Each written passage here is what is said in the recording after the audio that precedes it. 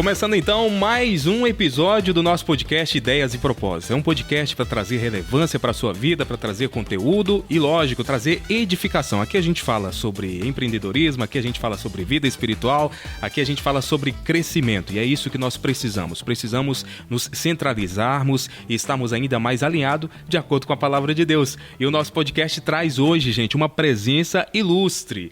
E essa eu tenho que falar mesmo, porque ele é empresário, ele é pastor, ele é escritor, é o nosso pastor Jonatas Rezende. Temos toda a honra, a satisfação. Pastor, obrigado por ter aceitado o convite, estar aqui presente. E seja bem-vindo ao nosso podcast Ideias e Propósito. Eu que agradeço, Sérgio. É um prazer estar aqui nesse projeto inovador e já aproveitar para parabenizar vocês por esse projeto, que é muito bacana. Eu tenho certeza que vai ser um tempo de crescimento para todos nós. Muito bem. Bom, pastor, a gente gosta de começar com a seguinte frase. Quem é o pastor Jonatas? A gente sabe que o senhor é pastor-presidente da Assembleia de Deus Catedral da Paz, a nossa igreja. A gente sabe que o senhor é empresário, mas as pessoas enxergam como é o senhor. Mas como que o senhor se enxerga, pastor Jonatas Rezende? Então, essa pergunta ela é muito bacana, porque toda vez eu já vi muitas pessoas se apresentar, eu sou o pastor fulano de tal. E, na verdade, isso é o que a gente faz, não é?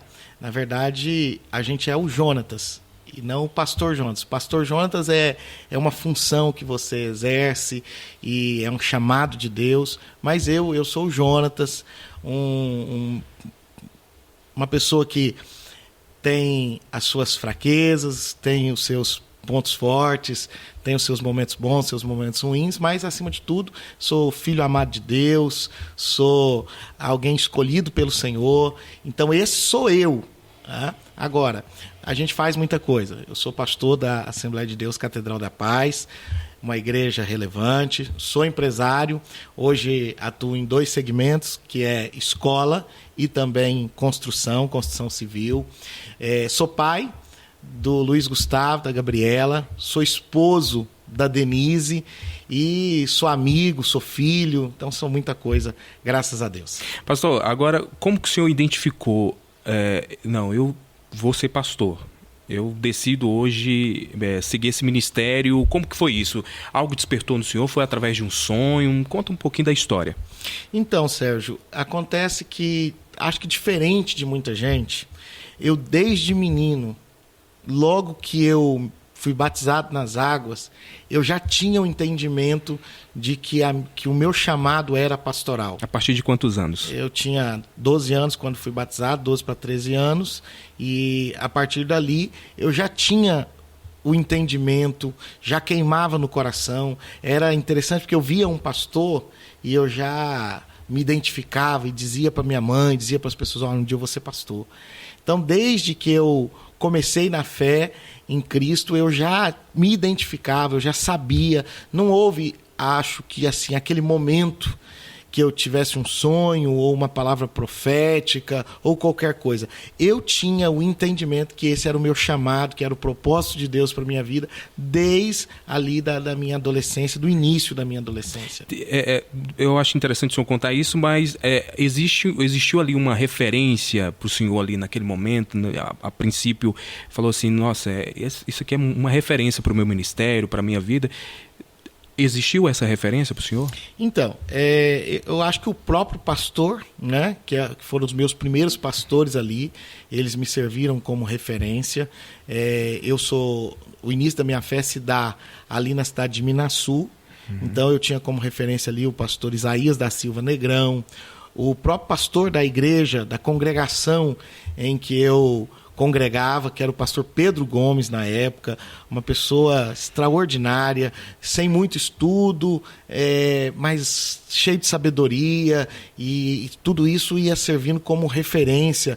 Havia um pastor que cuidava da gente assim mais perto, dos jovens, dos adolescentes, que era o pastor Adão Marques, uma pessoa muito amada. todos esses pastores que vão passando na nossa vida vão servindo como referência. Logo depois, quando eu tive uma experiência missionária e eu convivi de perto com o pastor João França, que é um dos homens de Deus mais extraordinários que eu conheci, de oração. Todos esses homens que vão passando pela vida da gente. Depois tem o pastor Albino Gonçalves Boaventura, que eu acho que tornou-se assim, a maior referência que eu tenho do pastorado, é o pastor Albino. Depois Bispo Oídes, José do Carmo. Todos esses que vão passando na vida da gente, vão se tornando em alguma área, em algum quesito, uma referência daquilo que a gente quer ser, de onde a gente quer chegar. E claro que hoje tem tantas outras referências também para o meu ministério. Muito bem, agora já falando sobre essa questão do ministério, o senhor começou muito novo no ministério, né? Qual foi o grande desafio, começar muito novo, assim, na igreja, no ministério, dirigindo uma igreja? O que o senhor encontrou de desafio? O que hoje já está mais consolidado, essa presença de pessoas novas no ministério.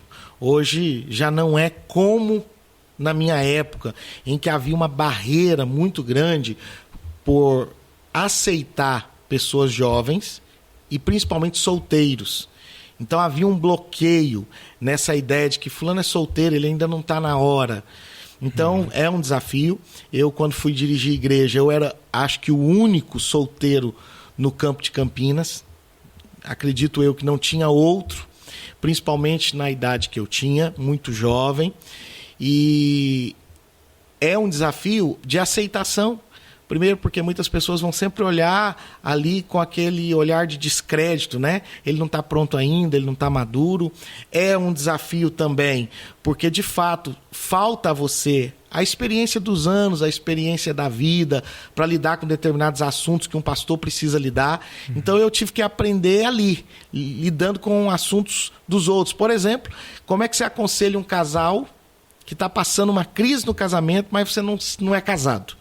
Então você vai ali pela luz das Escrituras, trilhando ali o caminho do aconselhamento, mas é um desafio. Como é que você aconselha uma mãe que está tendo um problema com um filho, você ainda não exerce a paternidade? Então tudo isso é um desafio, foi um desafio de aceitação e um desafio para desenvolver a minha atividade pastoral, porque faltava de fato esses anos que a experiência de vida vai trazendo para a gente. Então, só para o pessoal entender, então quando o senhor começou a dirigir a igreja, o senhor não era casado ainda? Não tinha casado. Encontrado a pastora Denise? Não, quando eu casei, eu já estava pastoreando a segunda igreja. Eu comecei no Jardim Presidente e depois eu fui transferido para Mineiros, e foi exatamente quando eu estava pastoreando a Assembleia de Deus do Campo de Campinas em Mineiros que eu tive ali a oportunidade de conhecer a minha esposa e de logo me casar com ela.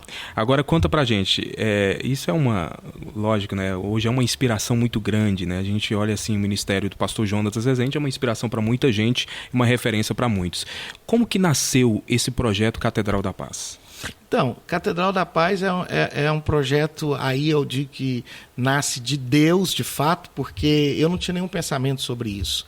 Tá? Não houve aquele tempo longo que você vai pensando, um dia eu vou começar um ministério, sabe? Há pessoas que sonham com isso, há pessoas que projetam isso, e isso de maneira alguma fez parte do meu imaginário, ou que eu pensasse que algum dia isso iria acontecer. Mas há aproximadamente 6 anos atrás, Deus começou a falar comigo, Deus começou a mover pessoas a falar comigo, situações foram sendo sinais de Deus na minha vida, até que Deus começou a falar de forma muito clara, como a luz do sol, e eu tinha uma clareza muito grande que Deus estava me levando para dar início a esse ministério, a Catedral da Paz, desde o nome até toda a preparação para o início desse ministério, a gente via Deus agindo, até que surgiu de fato, então, a Catedral da Paz em 2019. E por que Catedral da Paz? Catedral da Paz surgiu, por incrível que pareça, de uma mensagem. Eu estava ouvindo uma mensagem, e essa mensagem falava de paz, né? E a mensagem tinha a ideia de que nós precisamos de lugares de refúgio, lugares onde as pessoas encontrem paz. E eu fiquei com aquilo, lugar de refúgio, lugar de paz, lugar de refúgio, lugar de paz. E talvez pelo nome catedral estava em evidência, parece que houve ali mentalmente a junção do nome Catedral da Paz, um lugar onde as pessoas poderiam encontrar a paz, né, que é Cristo, elas teriam um encontro com Cristo e poderiam desfrutar dessa paz que excede todo entendimento. Foi daí que surgiu o nome. Como que o senhor imagina a Catedral da Paz daqui a 10 anos? Eu imagino uma igreja saudável, acima de tudo, uma igreja relevante, uma igreja que possa fazer a diferença para a cidade, porque hoje eu não vejo mais, e essa talvez seja a grande descoberta que Deus me deu depois da fundação da Catedral da Paz. Enquanto eu estava em um outro ministério, eu entendia a minha importância para um bairro, para uma vila, e queria ser relevante naquele bairro, naquela vila. E hoje eu vejo que você não pode ser pastor de um bairro. Você tem que pensar na cidade. Você tem que pensar em ser pastor, não apenas daquele grupo de pessoas que você pastoreia. Você tem que pensar em pastorear uma cidade. Então eu vejo hoje a Catedral da Paz uma igreja que vai ser relevante para Goiânia, uma igreja que vai ser relevante para Goiás, uma igreja que vai ser relevante para o Brasil, uma igreja que vai alcançar as nações, uma igreja que vai fazer a diferença na vida de tantas pessoas para potencializá-las nos seus ministérios, para permitir que elas cumpram e exerçam suas vocações, uma igreja que seja relevante teologicamente, que se mantenha fiel às Escrituras e, acima de tudo, uma igreja que tenha um olhar para aquele necessitado, que é a visão que o Senhor nos tem dado, sabe, de cuidado de pessoas, cuidar da cidade, ser alguém que, se não existir mais, faz falta. Sabe, a gente não quer uma igreja que, se ela fechar as portas hoje, ninguém sinta falta dela. A gente quer uma igreja que ela realmente possa fazer falta, mais do que para um grupo de pessoas que ali congregam, mas fazer falta para a cidade. Uma igreja relevante, uma igreja que vai passando pelo processo de crescimento, como nós já temos experimentado. E eu creio que daqui a 10 anos nós vamos ter crescido muito mais. E isso porque a Bíblia diz que todo corpo bem ajustado, todo corpo saudável, ele cresce, e a gente crê nisso e cremos que vamos viver esse crescimento extraordinário da parte de Deus. Pastor, o senhor se enxerga, falou as características da forma que o senhor se enxerga. Eu enxergo no senhor uma pessoa que é apaixonado por pessoas. E isso, para mim, é um grande desafio. Eu acredito que é um desafio de muita gente. Qual foi o segredo do senhor tomar essa atitude de amar pessoas, abraçar pessoas? O senhor falou como foi o início do ministério, mas conta pra gente aonde foi a maior referência sobre amar pessoas. Eu acho que vem muita coisa, é nata, né? Vem da gente, sabe? Eu, desde criança, desde menino, eu, por exemplo, não gostei de ficar sozinho. Eu não fico sozinho em casa, eu gosto de ficar com pessoas, então eu sempre gostei de ficar com pessoas, eu sempre amei estar com pessoas, e acho que isso veio de berço, veio de nascimento. Claro que quando você depois tem uma experiência com Cristo, eu acho que o amor de Deus ele te constrange, e a própria palavra de Deus vai estruturando você para amar pessoas. Isso foi aumentando, esse processo com Deus, essa caminhada com Deus, foi fazendo com que cada vez mais eu amasse pessoas, eu quisesse estar com pessoas. E eu acho que o ministério pastoral, Deus deu aos pastores, no coração do pastor, aquela disposição que Jesus disse: eu sou o bom pastor e o bom pastor dá a vida pelas suas ovelhas. Então acho que todo pastor chamado por Deus, e eu tenho a consciência do meu chamado, eu acredito muito em vocação, sabe? De você entender o seu chamado. E como eu sei do meu chamado, que é pastoral, eu entendo que isso já vem junto com a gente. Então, amar pessoas, mesmo aquelas mais difíceis, né? Até há uma frase que eu gosto muito, que diz que quando Deus quer ensinar você a amar, Deus coloca pessoas difíceis perto de você. Então, Deus vai te capacitando, te exercitando para amar. Então, hoje eu não vejo dificuldade em amar pessoas, parece que é um dom que há em mim, e também a própria caminhada com Deus vai nos ensinando a fazer isso. E amar tem a ver com paciência, né? O senhor se considera uma pessoa paciente, pastor? Já parou para pensar nisso? Então, eu me considero uma pessoa paciente em algumas áreas. Alguns aspectos. Em alguns aspectos. E me considero uma pessoa impaciente em alguns aspectos. Eu não tenho aquela paciência toda de esperar muito. Eu sou muito proativo, muito agitado. Então, se eu te pedir, não fez, eu vou lá e já faço. Eu tenho algumas dificuldades nisso. Mas eu acho que quando diz respeito a pessoas, você aprende a ser paciente porque você quer o bem do outro. E nem todo mundo tem o seu time, nem todo mundo tem o seu tempo. Então você é obrigado a exercer essa paciência para que o outro possa chegar, para que ele possa alcançar aquilo que você espera dele. E eu ouvi falar um negócio, gente. Quando você pede paciência a Deus, ele coloca algo difícil para você, uma prova para você ter paciência. Deus, né? Vai te treinando, a ser paciente. Eu acho que isso aconteceu comigo. Já são muitos anos, né? No meu ministério pastoral, eu já tenho bem mais de 20 anos. Quase a minha idade. Bem mais de 20 anos pastoreando igreja. E nesse tempo todo eu tive que lidar com pessoas que exigiam essa paciência. Você tinha que esperar. Então acho que era essas pessoas que você falou. Deus coloca algumas pessoas perto da gente para treinar a nossa paciência. Acho que Deus foi me treinando. Hoje eu me considero, pelo menos nesse aspecto, uma pessoa paciente. Muito bem. Enquanto o pastor está tomando uma água, gente, eu quero que você aí se inscreva no nosso canal, tá bom? Para você ficar mais por dentro dos nossos episódios. Aliás, nós vamos ter outros episódios também, né? O primeiro foi com o Lucas, inclusive você pode assistir aí, tá bom? O primeiro episódio com o Lucas Bezalel. Bom, pastor Jonas, agora é o seguinte, eu fiz essa pergunta para o Lucas, eu quero fazer a mesma para o senhor também, porque eu vejo a grande referência e a relevância que o senhor tem tanto na vida empresarial quanto ministerial. Daniel governava 21 cidades, orava 3 vezes ao dia, e eu acho que isso é um grande desafio, a questão da gestão do tempo. O senhor é empresário, o senhor é pastor, o senhor é pai de 2 filhos, né? E, enfim, como que o senhor lidar com tantas demandas das empresas, a igreja, ter que aconselhar alguém? Qual que é o segredo nessa questão da gestão do tempo do pastor Jonatas Rezende? Então, eu acredito, Sérgio, que isso é um desafio para todo mundo. Até para pessoas que tenham talvez menos funções que eu. Por quê? Porque hoje nós vivemos uma vida agitada, tudo é muito corrido, tudo é muito para ontem. Então, fazer gestão do tempo é um desafio para qualquer pessoa. Para a gente que exerce o ministério pastoral e tem também a atividade profissional paralela a isso, é um desafio talvez ainda maior. Então eu adotei algumas coisas. Por exemplo, estabelecer prioridades. Então eu tenho muito bem estabelecido as prioridades da vida, e eu levo isso muito a sério.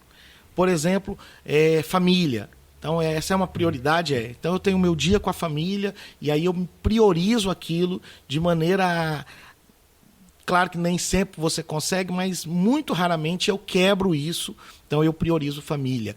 Por exemplo, eu tento sempre organizar o meu dia posterior. Então, sempre no dia anterior, eu anoto tudo que eu preciso fazer, meio que um caderno de atividades, no meu bloco de notas, e eu vou anotando. Quando eu termino de anotar tudo que eu tenho que fazer, eu priorizo. O que de fato aqui eu preciso fazer amanhã, isso aqui eu não posso deixar de fazer amanhã, para que isso amanhã para que isso depois não se torne um problema maior para mim e de alguma forma me faça perder o eixo das coisas. Então eu procuro organizar o meu tempo, e eu acho que anotar o que você tem para fazer, o que é importante, o que é urgente, isso tudo é muito válido, tá? Mas eu acho que as pessoas tendem a se culpar muito por não dar conta de fazer tudo. Por isso, eu acho que mais essencial do que anotar o que você tem que fazer é anotar o que é prioridade. Porque as prioridades, essas sim, você tem que tomar cuidado para não ir atropelando elas. Mas não se culpar tanto. Não deu para fazer isso hoje. Amanhã você vai fazer. Certo? Porque nós estamos num tempo que fala muito sobre procrastinação, e as pessoas, ao invés de entenderem isso positivamente, está se tornando um fardo.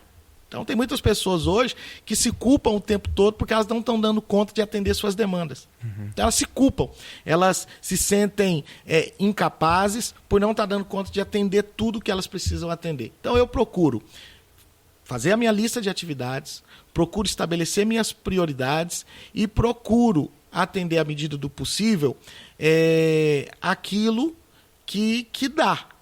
E entender que eu não dou conta de fazer tudo. Então, às vezes, você tem que delegar. Né? Às vezes eu não vou conseguir fazer, mas eu tenho que ter a sabedoria de dizer, olha, eu não vou conseguir.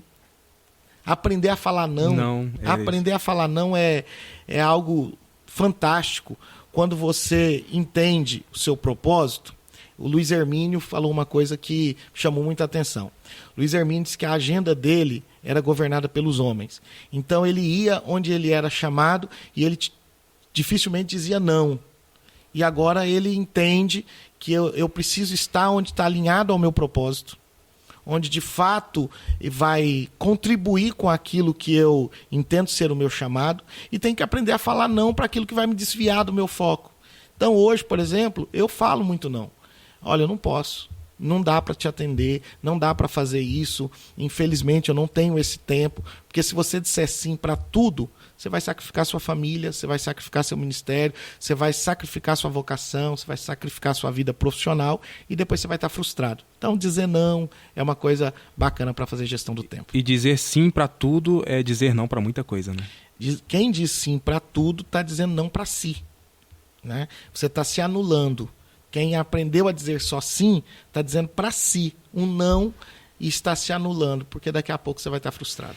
Pastor, agora vamos falar um pouquinho sobre o pastor Jonatas, empresário. Sim. Eu sei que tem muita gente que se inspira em histórias de superação. Conta pra gente como que nasceu a Escola Amar Mais, como que foi esse projeto, onde se ouviu, peraí, eu preciso criar algo relacionado à luz da Bíblia. Como que foi? Como que surgiu essa ideia? Conta pra gente. Então, Sérgio, na verdade as pessoas veem um projeto que deu certo e todo mundo quer saber como é que faz para dar certo. Qual que é a receita do bolo? Qual que é a receita, né? O que é verdade é que antes de algo dar certo, muita coisa deu errado. Então, por exemplo, muita gente não sabe, mas eu e a Denise tentamos um monte de coisas. A Denise teve salão de cabeleireiro, eu tive pet shop, facção de roupa, a gente já fez várias tentativas, um pouquinho de cada coisa, tentando, e um monte deu errado, né? E tudo isso eu acho que vai te potencializando para você entender como é que funciona e tentar, acho que é o caminho para o sucesso. Quem não tenta, ele já está fadado a fracassar. Né? Quem tenta, ele pode chegar, uma hora vai dar certo. Então acho que a gente foi tentando muita coisa, até que um dia a Denise, quando era jovem, naquela época você podia fazer uma escolha. Ou você fazia o científico, que era o ensino médio científico, ou magistério, ou ciências contábeis. Acho que eram essas três opções, se eu não estiver enganado, que você tinha. E a Denise escolheu fazer magistério, né? Eu fiz científico. A Denise escolheu fazer magistério. E a Denise logo começou a dar aula numa escola lá na cidade de Itaberaí. E a Denise desenvolveu, acho que sempre teve, uma paixão pela educação. Depois, quando a gente se casou, ela trabalhou em muitas escolas. Tem umas histórias muito engraçadas da Denise, porque engraçadas hoje, né? Uhum. Porque na época é muito difícil. A Denise saía de casa às 5h30 da manhã, porque ela tinha que chegar longe, pegar ônibus para poder ir trabalhar em escolas. E isso tudo a gente não imaginava, estava preparando para esse momento. Até que um dia começou a brotar no coração dela e começou a brotar no meu coração e juntos a gente começou a projetar, a desenhar a ideia de abrir uma escola. Mas era algo muito distante, até que um dia o pastor Dalmi, que é alguém que trabalha comigo, está sempre do lado, braço sempre direito, muito perto, né? É um braço direito, disse: pastor, tem uma escola ali que parece que fechou, por que não abre uma escola lá? E de fato a gente foi lá nesse lugar e não deu certo. Não deu certo. Uhum. Mas despertou. Pode não dar certo ali, mas vamos pensar em outro lugar, vamos alugar alguma coisa. E a gente começou numa casa, né, que é hoje onde é a escola, foi destruída, a gente fez lá tudo de novo, mas começou ali e começou do nada mesmo. O computador da secretaria da escola era o meu computador do meu escritório, onde eu fazia as minhas mensagens, onde eu preparava minhas mensagens, né? Quando eu cheguei, aquela mesa que eu usava, a minha cadeira para fazer os meus estudos, Tinha ido embora. Cheguei na cozinha, não tinha mais a geladeira porque tinha ido para a escola. Não tinha o micro-ondas porque tinha ido para a escola. Eu falei, qualquer dia eu vou chegar aqui, eu não tenho onde dormir. E, de fato, a casa ficou sem nada e ali a gente começou. Sabe aquele começo que você tem que comprar tudo parcelado Sim. e orando para dar certo porque você tem que pagar. Então, foi um começo muito difícil. Deus preparou parceiros para aquele momento, pessoas que acreditaram em nós e nos forneceram os móveis. E a gente começou com muita dificuldade há quase 10 anos atrás e o projeto foi se estruturando até se tornar a Escola Amar Mais, hoje também o Colégio de Aplicação Cristã, que é nosso. Claro que isso, depois de um processo, tem toda uma história por trás. E engraçado o senhor falando sobre a questão de começar. Tem muita gente que coloca isso como dificuldade. Mas eu ainda não tenho uma mesa. Não, mas lá ainda não tem computador. Como que eu vou fazer? Como que eu vou começar? Não tem como. E muitas das vezes está dentro de casa ali a oportunidade, né? Exatamente. Olha, a Bíblia diz em Gênesis, capítulo 1, versículo 1. No princípio criou Deus os céus e a terra. E a terra era sem forma e vazia e havia trevas sobre a face do abismo. Ali é uma verdade muito interessante. A primeira é que no princípio, no começo, ou seja, Deus começou. Deus começou. E o começo, a Bíblia está deixando claro ali que não era um cenário favorável. Como é que era a terra? A terra era sem forma e vazia e havia trevas sobre a face do abismo. Ou seja, Deus não espera cenários perfeitos para começar. Deus começa a despeito do cenário que está à sua frente. Lá em Eclesiastes capítulo 11, versículo 4, diz que aquele que fica olhando para as nuvens nunca semeará. O que olha para o tempo nunca vai colher. Tem pessoa que fica esperando o cenário perfeito para começar. Quem espera cenário perfeito nunca começa. Então, se eu puder dizer para alguém hoje que quer empreender, comece. Tente. Você não tem garantia. Eu estava falando sobre empreendedorismo com meu filho e meu filho fez a seguinte pergunta: pai, e se não der certo? Eu disse, ninguém tem garantias. Não existem garantias que as coisas vão dar certo. Você precisa tentar. Então, tentar. Comece e muita coisa vai dar errado. Mas daqui a pouco uma vai dar certo e você vai prosperar, você vai crescer e você vai viver um tempo de bonança. E isso é uma forma também de exercer a fé, né?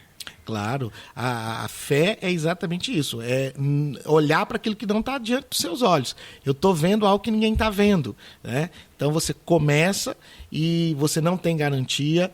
A Bíblia diz, falando sobre fé, em Hebreus capítulo 11, que Abraão saiu mesmo sem saber para onde ia. Então a gente quer ter tudo muito bem desenhado para começar. Então eu preciso ter clareza para dar início. E na maioria das vezes a gente não está vendo um palmo na frente e a gente está andando por fé. E detalhe, né, pastor? Na época do senhor, a internet ainda era um pouco inacessível, ainda tinha um pouco de dificuldade, mas hoje em dia tem todo tipo de ferramenta para você fazer uma análise ambiental, uma análise geográfica, fazer um planejamento de negócio. Enfim, hoje tem várias ferramentas para a pessoa começar com qualidade, né? Não errar tanto igual como antigamente, né? Sérgio, hoje você tem muito recurso, inclusive recurso tecnológico. Você tem muito recurso hoje para você poder aperfeiçoar, para você estudar a área que você pretende atuar. Há hoje também muitas pessoas para te dar suporte para aquilo. O próprio Sebrae dá suporte, outras empresas podem te dar suporte para o início dos seus negócios, mas eu acredito que é começando, sabe? Você vai aprender na hora que você coloca a mão na massa, você vai descobrir um monte de coisa que dá errado, um monte de coisa que dá certo, mas daqui a pouco você vai aprender a receita certa para o seu negócio. Então, ou seja, não existe fórmula mágica, gente. Tem apenas começar e errar, né, pastor? Tem gente que tem medo de errar, né? Eu acho que você tem que se preparar, né? Tem que buscar conhecimento constante, a gente faz muito isso, a gente participa muito de mentorias, participa muito de treinamentos para gestores de escola, a gente se prepara, mas mesmo assim a gente erramos muito no começo, acertamos muito, mas tem que começar, tem que colocar a mão na massa ali, porque só assim para você viver um tempo de crescimento, um tempo de bênção. Gente, o papo tá excelente, o tempo tá legal aí, Kennedy? Tá tudo certo, né? Bacana. Pastor, agora o seguinte, o senhor falou sobre empreendedorismo, o senhor falou sobre, né, a ideia, sobre o ministério, mas como é que o senhor se imagina, o senhor falou que como imagina a Catedral da Paz daqui a 10 anos, como que o senhor se imagina daqui a 10 anos? Bom, costumo dizer que eu tenho projetos de curto, médio e longo prazo. E isso não é algo que a gente diz assim ao vento. Não, realmente nós conseguimos estabelecer projetos profissionais, empresariais e de ministério e de vida a longo prazo também. Com relação à parte profissional, nós temos alguns projetos de ampliação de negócios.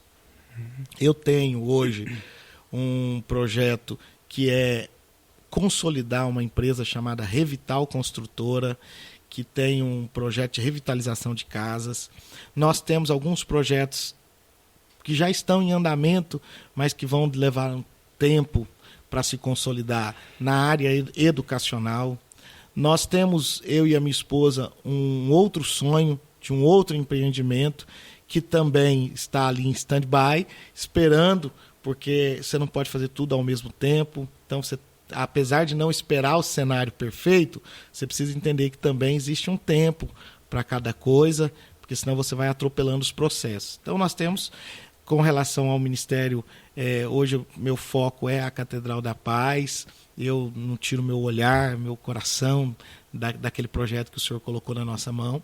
E aí você tem um projeto de família, né? Eu tenho um filho adolescente de 14 anos, eu tenho uma mocinha, uma menina linda de 10 anos de idade. Você já começa a projetar com eles, a implantar marcas no coração deles, para que daqui 10 anos eles possam ter aí a autonomia, estar vivendo um tempo de bens, formados, quem sabe com família, e a gente vai projetando e tentando fazer com que esses projetos vão acontecendo. Para isso, a gente estabelece metas anuais. Para isso, cada ano é um ano que eu vou colocando desafios a serem cumpridos para que a gente chegue a esses 10 anos aí que você citou, mais ou menos onde a gente quer estar. Muito bem. Agora a gente fala de algo muito importante sobre a questão da educação, né? A educação é responsabilidade dos pais, né, pastor? De fato, isso é inquestionável, né? Os pais devem educar seus filhos. Qual é o grande desafio hoje da família atual de permanecer um casamento próspero, um casamento abençoado? Qual o conselho que o senhor dá de ter uma família próspera, abençoada, permanecer nos caminhos do Senhor? Então, primeiro você precisa entender que há uma conspiração de fato. Isso não é teoria da conspiração, é uma conspiração genuína para fazer sua família dar errado. Então, vai ter toda uma desconstrução dessa ideia de família nos próximos anos. Muitas mentes, e ao meu ver, malignas, que vêm para questionar a ideia de família, que vêm para distorcer o conceito de família e que vêm para tentar mesmo acabar com o que hoje nós entendemos ser família segundo o projeto de Deus. Então, primeiro, entenda isso. Entenda que você está numa guerra, que você está numa batalha, que você vai estar preparado para enfrentar isso. E eu creio que a base para uma família de sucesso é a palavra de Deus. Eu creio que a base para uma família de sucesso é a aliança, é o compromisso. Um dia foi perguntado a um casal já de muitos anos de casamento o que fez com que eles permanecessem juntos. E aí o próprio repórter, o entrevistador, se antecipou dizendo, é o amor, né? Ele disse, não. E chocou todo mundo, porque no imaginário o que mantém um casamento é o amor. Ele disse, meu filho, o que mantém um casamento é o compromisso. É a palavra empenhada. Só que nós vivemos um tempo hoje que já não se tem mais essa ideia do compromisso. Alianças são facilmente quebradas. Casamento banalizado, né? Nós estamos hoje, a gente vive numa cultura onde não se preocupa mais em se manter um compromisso. Isso vai desde o compromisso de uma igreja, o compromisso ministerial, até o compromisso mesmo ali de um homem para com uma mulher, de uma mulher para com um homem, é facilmente quebrado. E ele diz, não, o que mantém um casamento não é amor. O que mantém um casamento é o compromisso, é a palavra empenhada. Eu vou cuidar dela, eu vou amá-la, eu vou estar com ela, ela vai estar comigo e pronto. Nós nos comprometemos a isso e é assim que nós vamos viver. Só que quando eu me comprometo com isso, o amor ele vai sendo construído. Porque o amor, bíblico pelo menos, ele não é um sentimento, ele é uma construção. Então quando eu tenho o compromisso de amar, ele vai sendo construído todos os dias. E aí o amor ele vai existir, mas ele não é a causa do casamento permanecer. O que faz o casamento permanecer, o que faz a família ser estruturada, é o compromisso que você tem. Então, isso você vai ter que fazer. Você vai ter que tomar muito cuidado com relação à gestão do tempo. E aí, aqui fica aquele conselho que a gente deu lá atrás, sabe? Priorizar a sua casa, priorizar esse tempo de qualidade com seus filhos, poder entender que você educa seus filhos, a escola é uma parceira, a igreja é uma parceira, mas seu filho precisa ser educado por você. É você o grande responsável de ensinar a criança no caminho que deve andar. Sabe? Através do exemplo, praticando, para que o seu filho possa olhar e não apenas ouvir, porque diz que as palavras, elas até constrangem, mas o exemplo ele arrasta, né? O exemplo ele puxa mesmo. Então, eu acho que isso é o caminho para uma família de sucesso.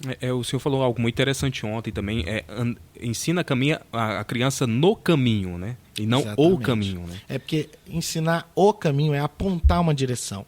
É dizer, vá por aqui, vira na direita, depois você vai virar à esquerda e vai por aqui porque vai dar certo. Outra coisa é ensinar no caminho. Enquanto a gente caminha junto, eu vou te ensinando. Então essa é a ideia bíblica, não é ensinar o caminho, é ensinar no caminho. Enquanto a gente caminha, eu vou te ensinando. Pastor, para encerrar, eu queria que o senhor falasse, porque o tema do nosso podcast é ideias e propósito. E eu estava até comentando para o Kennedy, algo que a gente poderia até pensar, sempre falar para todo entrevistado no final do podcast, e é o que a gente vai fazer sempre. Qual foi a grande ideia do pastor Jonatas Rezende e qual é o grande propósito? Eu acho que a grande ideia, e ela veio do coração de Deus para a minha vida, foi quando eu fui para o campo missionário. Eu acho que uma ideia e um propósito surge para mudar a sua vida para sempre. Então, a grande ideia que você tem é aquela que vai mudar a sua vida para sempre. E o que mudou minha vida para sempre foi exatamente a ida para o campo missionário. Quando eu tinha 15 anos de idade, eu fui para o estado do Piauí para auxiliar uma família, né, num trabalho missionário, que é exatamente um pastor que eu citei aqui, o pastor João França. E aquela experiência do campo missionário, todos os desafios de estar num lugar longe dos meus pais, longe da igreja que eu congregava, dos amigos, dos meus irmãos, da minha família, estar num lugar carente, com uma realidade diante dos seus olhos muito difícil, estar num lugar onde o evangelho ainda não tinha praticamente chegado, né? Então você tinha numa cidade ali menos de 1% de evangélicos, então não é como está em Goiânia, que toda hora você encontra um irmão. Tudo isso forjou a minha vida, tudo isso me preparou para tudo que eu viveria depois disso. Então acho que a grande ideia foi o campo missionário. Ela não é minha, eu não posso me gabar dela, ela foi uma ideia de Deus que me preparou. Eu acho que Deus antecipou o processo quando ele me levou ali para o Piauí, um processo de amadurecimento, um processo de treinamento. Aprender a amar pessoas. Um processo de aprendizagem mesmo, de amar a obra de Deus e não os benefícios da obra. Quem convive comigo sabe que a minha paixão é a obra e não os benefícios dela. Eu não me preocupo muito com isso. Então, acho que a grande ideia foi exatamente ir para o campo missionário aos 15 anos de idade. Foi o que mudou a minha história. E qual foi o grande propósito? Qual que é o grande propósito agora? Meu grande propósito é exercer o meu chamado pastoral. Eu acho que tudo na minha vida gira em torno disso. Exercer o meu ministério pastoral. Eu já entendo o meu chamado e agora eu quero fazer com que ele possa abençoar pessoas, abençoar uma geração, deixar um legado, sabe? Eu não quero ir embora, eu não quero deixar essa vida e sem ter a certeza que eu deixei um legado, algo para ser dado sequência, para ser continuado, e quando eu não estiver mais aqui, algo que possa existir depois de mim, porque é muito triste uma vida que termina com a morte. Morreu, acabou. Eu acho que só vale a pena viver se for para a gente deixar de alguma forma um legado, deixar algo que vai prevalecer depois de você. Então eu sempre tenho indicado às pessoas, escrevam um livro, deixe uma mensagem que vai estar depois de você, faça algo relevante, não para um mês, não para 2 meses. Essa é a nossa preocupação enquanto, por exemplo, igreja. Nós não queremos uma igreja que vá crescer assustadoramente hoje e amanhã ela não exista mais. Nós queremos algo que seja geracional, que passe de geração em geração, uma igreja viva, saudável. Então eu tenho os meus filhos e eu tenho tentado imprimir neles marcas de um legado para que eles dê continuidade. Eu acho que é por aí, deixe um legado. Eu acho que esse é o meu propósito. Miles Moore fala no seu livro o seguinte, que a maior tragédia da vida não é a morte, pastor, e sim uma vida sem propósito. Exatamente. Então isso é muito importante. E eu queria que, encerrando agora o nosso podcast, o senhor olhasse para aquela câmera ali e falasse uma mensagem para aquela pessoa nesse momento que está assistindo. Tá desanimado da vida, tá querendo desistir, tá querendo largar tudo, tá querendo desistir do casamento, tá querendo desistir do ministério, tá frustrado porque não vê mais perspectiva de vida, não vê perspectiva em relação à sua vida profissional, à sua vida ministerial. Às vezes tem ouvido muitas palavras que de certa forma têm destruído essas vidas, destruído muitas ideias, muitos propósitos. Deixa essa mensagem para essa pessoa. Tá. Eu quero dizer para você, siga em frente mesmo com tudo que você está vivendo agora. Não importa o que você está passando, o que você está vivendo, siga em frente. O segredo da vida é não desistir nunca, o segredo da vida é continuar e combater o seu combate. Cada um de nós tem uma batalha, cada um de nós tem uma luta a ser enfrentada. Ela não pode ser enfrentada por outros, ela tem que ser enfrentada por você e entenda, siga em frente. Continue, faça como fez o apóstolo Paulo, esquecendo-me das coisas que para trás ficam, eu prossigo para o alvo, pelo prêmio da soberana vocação em Cristo Jesus. Então siga em frente, você vai chegar, se você não parar, daqui a pouco essa tempestade vai estar acalmada, você vai parar do outro lado e eu tenho certeza que você vai viver grandes coisas ainda na sua história. Então a palavra que eu vou dizer para você é, siga em frente. E apenas comece, né, pastor? Exatamente. Se não começou ainda, vamos lá. Comece, não espere o cenário perfeito. Deus te abençoe. Aê, muito bem, gente. Ó, que coisa boa. A gente é incrível, né? O tanto que a atmosfera muda quando você sente assim a presença de Deus, uma pessoa que tem um brilho, tem uma palavra. E o pastor Jonatas é isso, gente. É um homem de Deus que você quer ficar 2 horas conversando, mas ele tem seus compromissos, tem sua agenda. Mas muito obrigado, pastor, por aqui oferecer o tempo do senhor para estar aqui com a gente, para deixar essa palavra de motivação. Creio que isso foi de inspiração para muita gente. Vai render muitos cortes, viu, Kennedy? Já prepara aí os cortes pra gente já colocar aí. E obrigado, pastor. Deus abençoe, que o senhor continue sendo essa pessoa que o senhor é, uma pessoa que transmite amor, que transmite... A gente vê Deus na vida do senhor e a forma que o senhor respira o ministério e ama de verdade. E isso é algo assim que a gente tem que valorizar, a gente tem que realmente, de fato, falar, não, o pastor Jonatas Rezende é uma referência. Obrigado por ser assim e obrigado pela oportunidade. Eu que agradeço, parabenizar vocês por esse podcast, dizer que é um prazer para mim poder fazer parte e creio que vocês vão entrevistar muita gente, vão estar aqui com pessoas que têm algo a acrescentar e eu quero acompanhar vocês e o meu desejo é que vocês cheguem muito longe. Deus abençoe. Tá aí, gente. Obrigado. Então, até o nosso próximo podcast Ideias e Propostas. E já, lembrando, mais uma vez, já siga aqui, compartilhe, curta e compartilhe com alguém, tá? Eu creio que vai ajudar alguém. Essa mensagem que o pastor trouxe aqui no final vai ajudar muita gente que estava querendo desistir, já não vai desistir mais. Então, vale a pena. Compartilhe, tá bom? Que Deus possa te abençoar e até a próxima. Até mais.